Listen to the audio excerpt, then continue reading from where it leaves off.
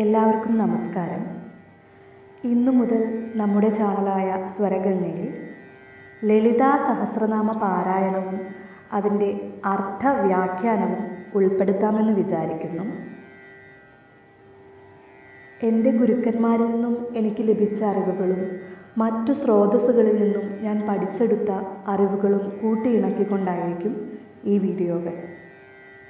ഇതിന് പ്രചോദനമായ എൻ്റെ ഗുരുവിനെയും ശ്രീ ലളിതാംബികയെയും സ്മരിച്ചുകൊണ്ട് നമുക്ക് തുടങ്ങാം. ആചാര്യവന്ദനം.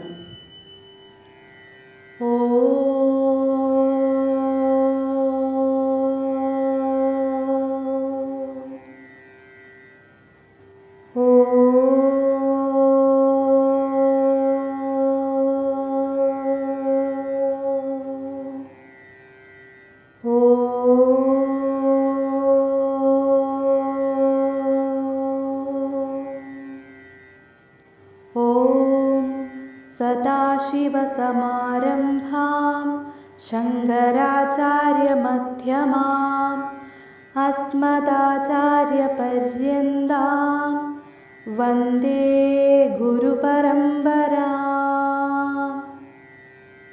ഗുരുർബ്രഹ്മാ ഗുരുർവിഷ്ണു ഗുരുർദേവോ മഹേശ്വരാ ഗുരു സാക്ഷാത് പരബ്രഹ്മ തസ്മൈ ശ്രീ ഗുരവേ നമഃ. ഗുരവേ സർവലോകാനാം ഭിഷജേ ഭവരോഗിണാം നിധയേ സർവവിദ്യാനാം ശ്രീ ദക്ഷിണാമൂർത്തയേ നമഃ. ഏകദന്തം മഹാകായം തപ്തകാഞ്ചനസന്നിഭം ലംബോദരം വിശാലാക്ഷം വന്ദേഹം ഗണനായകം.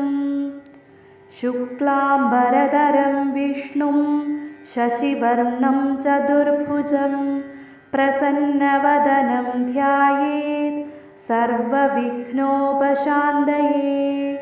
ഓം സർവമംഗളമംഗല്യേ ശിവേ സർവാർത്ഥസാധികേ ശരണ്യേ ത്രയംബികേ ഗൗരീ നാരായണീ നമോസ്തുതേ. ജയ നാരായണി നമോസ്തുതേ.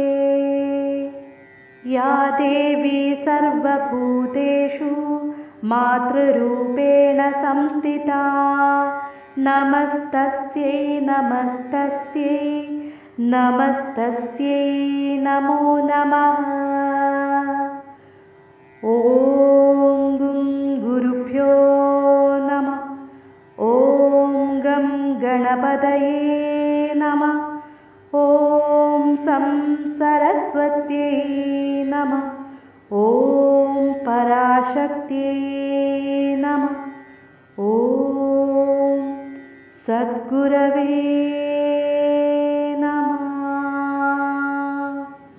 ഹൈന്ദവ വിശ്വാസപ്രകാരം ദേവി ആദിപരാശക്തിയുടെ 1000 വിശേഷണങ്ങൾ അഥവാ പേരുകൾ ഉൾക്കൊള്ളുന്ന ഒരു ലളിതമായ പൗരാണിക സ്തോത്ര ഗ്രന്ഥമാണ് ലളിതാ സഹസ്രനാമം. ഇത് ഭഗവതി ഉപാസകരുടെ ഒരു പ്രധാന സ്തോത്രമാണ്. ഒരു നാമവും ആവർത്തിക്കുന്നില്ല എന്നത് ഇതിൻ്റെ പ്രത്യേകതയാണ്. വശിനി, കാമേശി, അരുണ, സർവേശി, കൗളിനി, വിമല, ജയിനി, മോദിനി എന്നീ വാഗ്ദേവിമാർ പരാശക്തിയുടെ കൽപ്പനയനുസരിച്ച് നിർമ്മിച്ചതാണ് ഈ ലളിതാ സഹസ്രനാമം. ബ്രഹ്മജ്ഞാനമുണ്ടാവാനുതകും വിധത്തിലാണ് ഇതിൻ്റെ നിർമ്മാണം. സിന്ദൂരാരുണ വിഗ്രഹാം ത്രിനയനാം എന്നു തുടങ്ങുന്ന ധ്യാന ശ്ലോകവും ശ്രീമാത ശ്രീ മഹാരാജ്ഞി എന്നു തുടങ്ങുന്ന നാമങ്ങൾ ശിവശക്തിമാർ ഐക്യപ്പെട്ടിരിക്കുന്ന ലളിതാംബിക എന്ന പേരിൽ പൂർണ്ണമാവുന്നു. മിക്കവാറും എല്ലാ ഭഗവതി പൂജകളിലും ഭഗവതി ക്ഷേത്രങ്ങളിലും ഈ സ്തോത്രം ജപിക്കാറുണ്ട്. ഈ സ്തോത്രം വെള്ളിയാഴ്ച, നവരാത്രി, പൗർണമി തുടങ്ങിയ ദിവസങ്ങളിൽ പാരായണം ചെയ്യുന്നത് ഐശ്വര്യവും മോക്ഷവും ലഭിക്കാൻ ഉതകുമെന്നും ദുരിതങ്ങൾ ഇല്ലാതാക്കുമെന്നും ഭക്തർ വിശ്വസിക്കുന്നു. പുരാണങ്ങൾ പ്രകാരം ഭണ്ഡാസുരവധത്തിനു വേണ്ടി അവതരിച്ച ആദിപരാശക്തി ശ്രീ ചക്രരാജം എന്ന സിംഹാസനത്തിൽ വിരാജിച്ചു.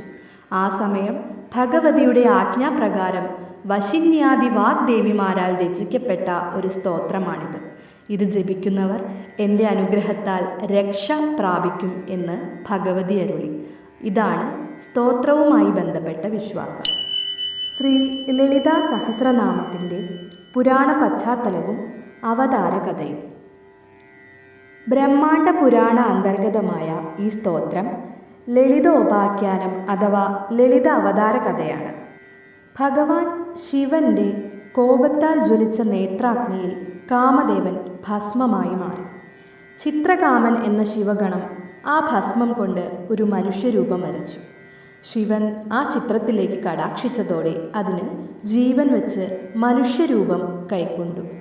ആ മനുഷ്യരൂപം ശതരുദ്രീയം ചൊല്ലി സാക്ഷാൽ പരമശിവനെ ആരാധിക്കുകയാണ്, സ്തുതിക്കുകയാണ്. പരമശിവൻ അതിൽ പ്രീതനായി ആ മനുഷ്യരൂപത്തിന് ഒരു വരം കൊടുക്കുന്നു. 60,000 വർഷം സ്വർഗാധിപത്യം വരം കൊടുക്കുന്നു.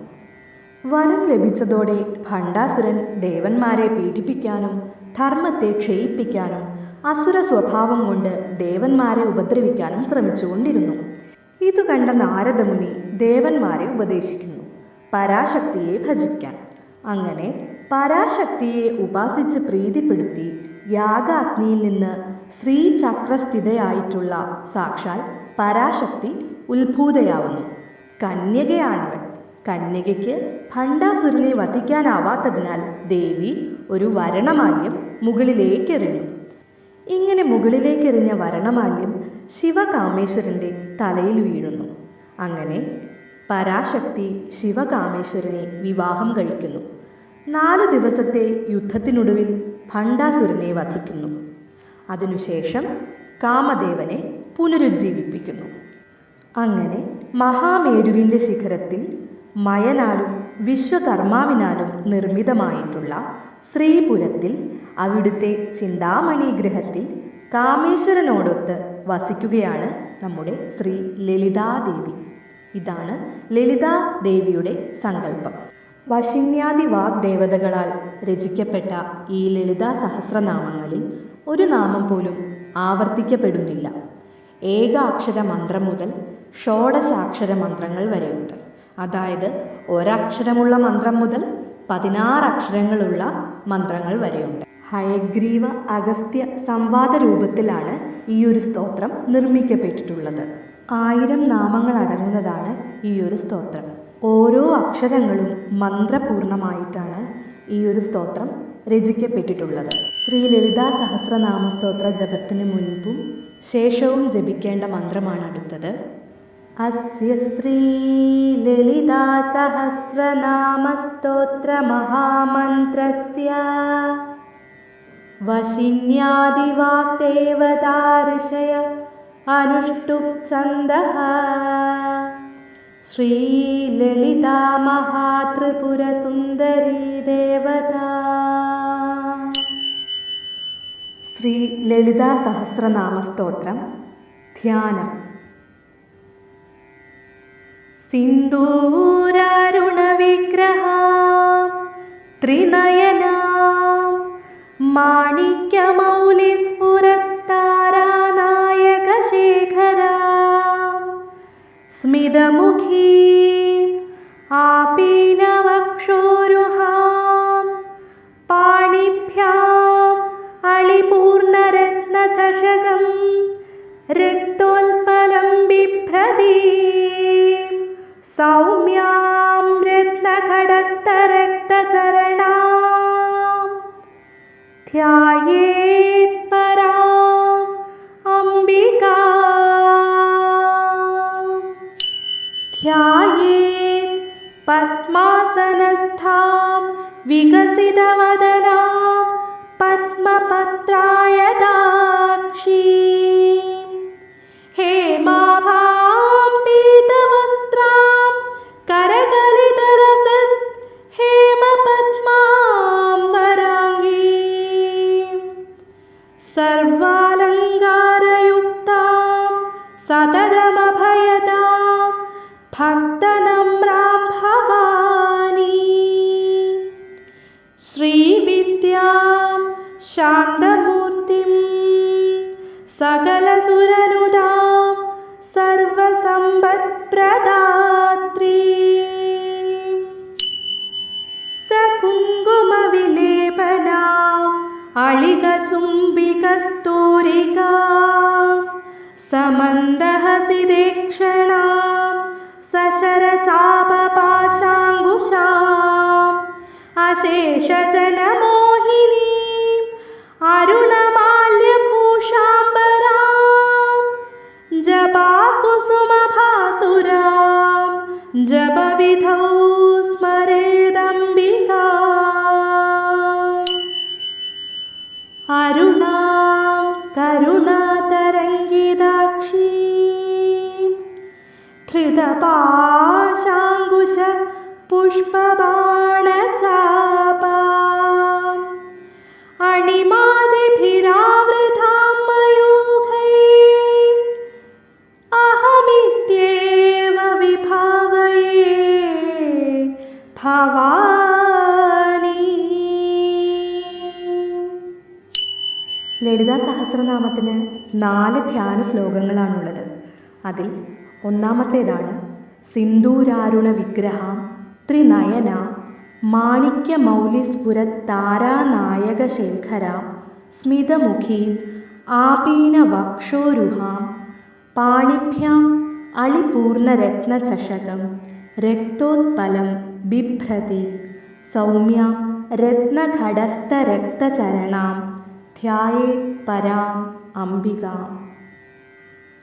വ്യാഖ്യാനം ഇങ്ങനെ: സിന്ദൂരം പോലെ ചുവന്ന നിറത്തിലുള്ള ശരീരത്തോടും 3 തൃക്കണ്ണുകളോടും മാണിക്യരത്നങ്ങളാൽ തിളങ്ങുന്ന കിരീടത്തോടൊപ്പം ചന്ദ്രക്കല ധരിച്ചവളും മന്ദസ്മിതം തൂകുന്ന വദനമുള്ളവളും ഇരുകൈയിലുമുള്ള രത്നകുംഭങ്ങളിലെ പ്രകാശത്താൽ ആകൃഷ്ടരായി പൂക്കളാണെന്ന് ധരിച്ച് തേനുണ്ണുവാൻ മുരണ്ടടുക്കുന്ന വണ്ടുകളാൽ വലം വയ്ക്കുന്നവളും ചെന്താമരപ്പൂവ് കയ്യിൽ ധരിച്ച് സൗമ്യഭാവത്തോടെ രത്നം കൊണ്ടുണ്ടാക്കിയ കുടത്തിൽ ചെന്താമര കാലടികൾ വെച്ച് ശോഭിക്കുന്നവളുമായ അല്ലയോ അമ്മേ, അവിടുത്തെ ഞാൻ ധ്യാനിക്കുന്നു. രണ്ടാമത്തെ ധ്യാന ശ്ലോകം ഇങ്ങനെയാണ്: ധ്യായേത് പദ്മാസനസ്ഥാം വികസിതവദനാം പദ്മപത്രായദാക്ഷീം ഹേമാഭാം പീതവസ്ത്രാം കരകലിതലസത് ഹേമപദ്മാം വരാംഗീം സർവ അലങ്കാരയുക്താം സതതമഭയദാം ഭക്തനമ്രാം ഭവാനി ശ്രീവിദ്യാം ശാന്തമൂർത്തിം സകലസുരനുതാം സർവസമ്പത്പ്രദാത്രീ. വ്യാഖ്യാനം ഇങ്ങനെയാണ്: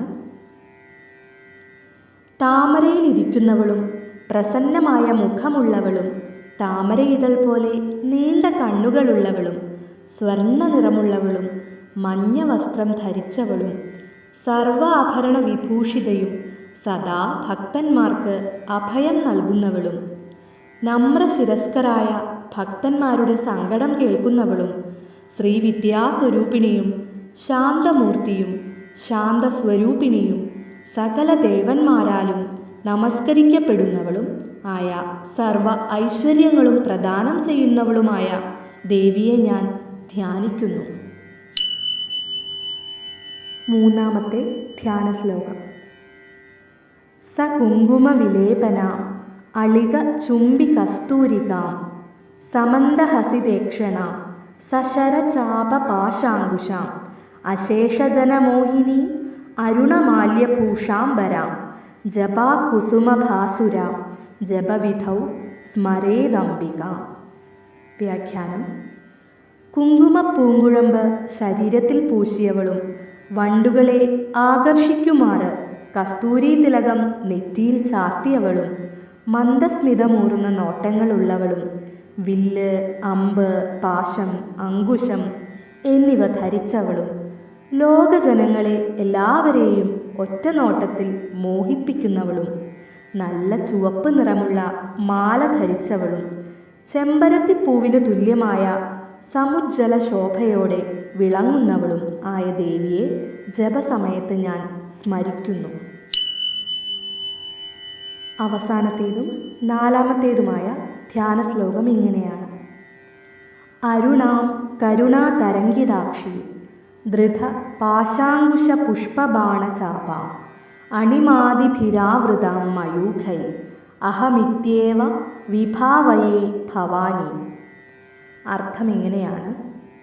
സൂര്യോദയ സമയത്തുള്ള ആകാശത്തിൻ്റെ ചുവപ്പ് നിറമുള്ളവളും കരുണ പൊഴിയുന്ന കണ്ണുകളുള്ളവളും പാശം, ചാപം, അങ്കുശം, പുഷ്പബാണം എന്നിവ കൈകളിൽ ധരിച്ചവളും ദേഹത്തിൽ നിന്നു വരുന്ന അണിമാദികളായ വീചികൾ വഹിക്കുന്ന രശ്മികളാൽ ആവൃതയായവളും അഥവാ ആവരണം ചെയ്തവളുമായ അവിടുന്നു തന്നെയാണ് ഞാനെന്ന് ഭാവന ചെയ്യട്ടെ.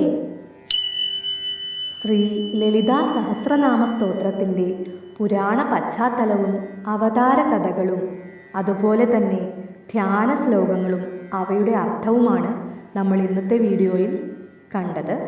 അടുത്ത വീഡിയോ മുതൽ നമുക്ക് ശ്രീ ലളിതാ സഹസ്രനാമ സ്തോത്ര നാമാവലികളും അതിൻ്റെ അർത്ഥങ്ങളും പഠിക്കാം. നന്ദി.